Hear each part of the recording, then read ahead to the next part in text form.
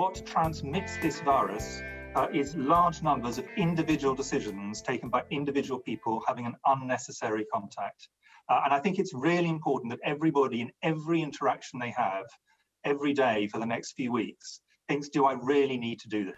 The rules are really simple, which is to stay at home unless you absolutely have to leave. You know, I'm at home this morning, whereas normally I'd prefer to come into the studio. And this is important. You know, we don't say these things lightly. They are very important to try to get the number of cases coming down.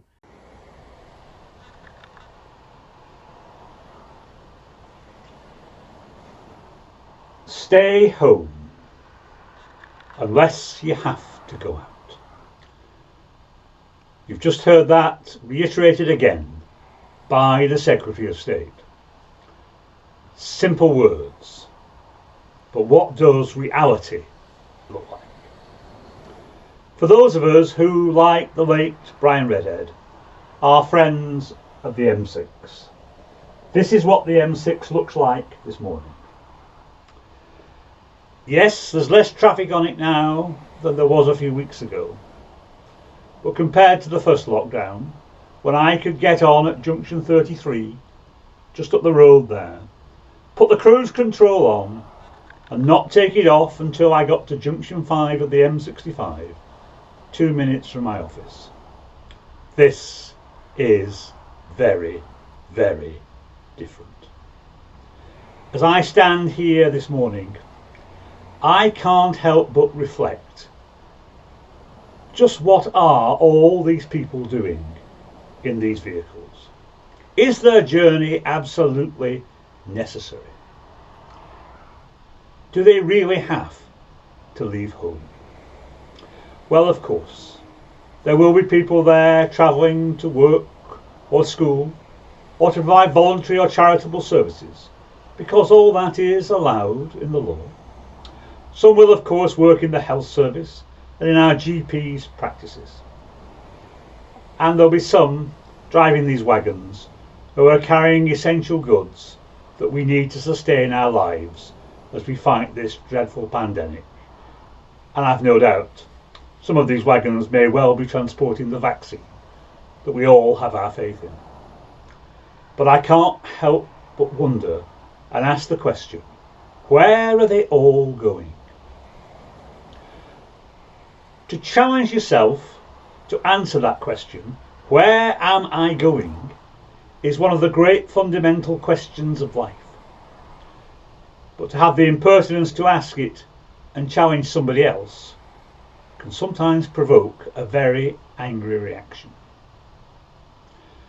Last weekend, we saw scenes of people out enjoying themselves, shopping on the streets of Beverley,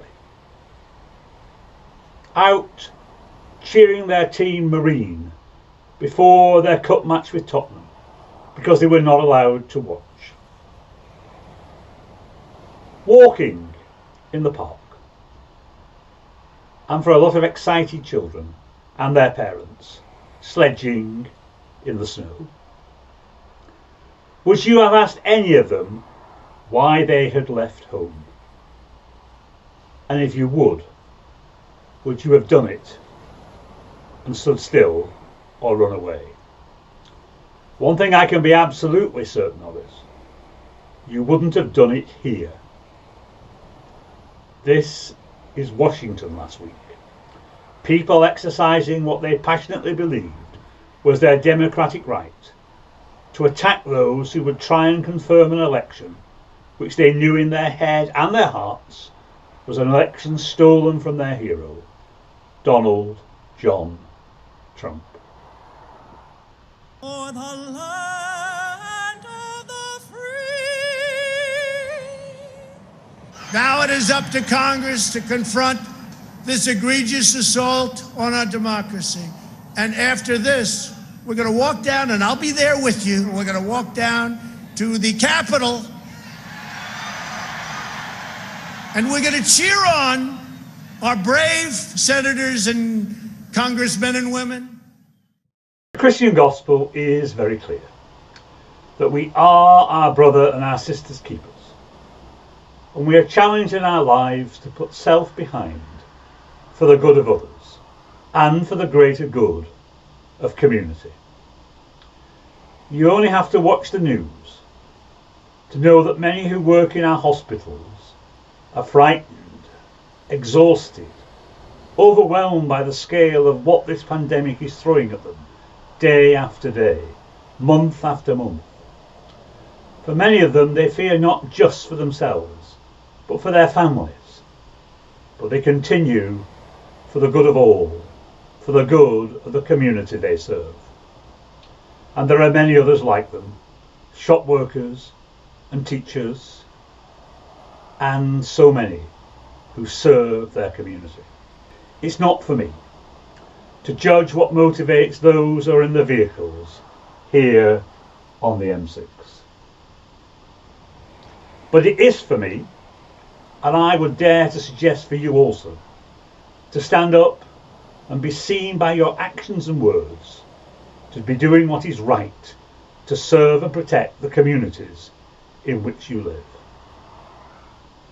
Jesus said, "I am the way, the truth, and the life." As Christians, we are challenged to live our lives trying to walk in the footsteps of Jesus. And we all know that can be very difficult. But that challenge is there before us now. To stand up, to be heard, to be counted by our words and our actions. As Christians, we commit our lives in serving and being examples to others of the challenges Jesus gave to us just before he made the ultimate sacrifice on the cross. To love one another as I have loved you. Many of us will never be called to make the ultimate sacrifice. But that is the challenge, the ultimate challenge. The story is told of St. Peter, who found himself in Rome when Nero was persecuting Christians. He decided for his own safety the time had come to leave. As he was walking away from Rome, he was joined on the road by a man who simply turned to him and said, "Where are you going?" When he turned to look at the man, he saw the man was Jesus. He realized at that moment that he could not walk away and abandon the Christian community to simply look after himself. He had to serve the community. And so he returned, and like many other Christians was crucified by Nero. But he insisted that his cross was the other way up, and he was not fit to be crucified like Jesus. That is why the symbol of St. Peter is an upside down cross with the keys of the kingdom. We may never be called to make that ultimate sacrifice, but we are called to share the gospel as lights in the world and to be examples to all those we meet and all those around us of a living Christian community. Lead kindly light amidst the encircling gloom.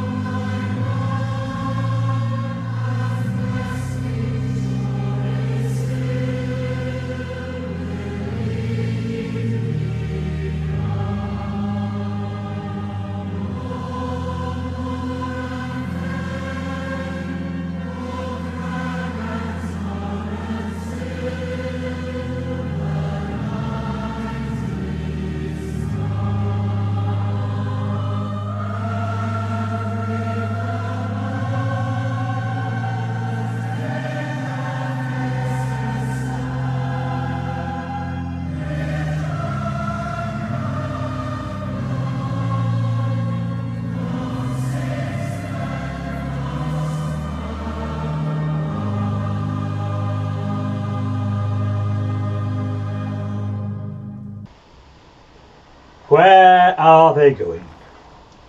Where are you going? Wherever they're going, God bless them. Keep them safe. God bless you. Stay safe and stay at home.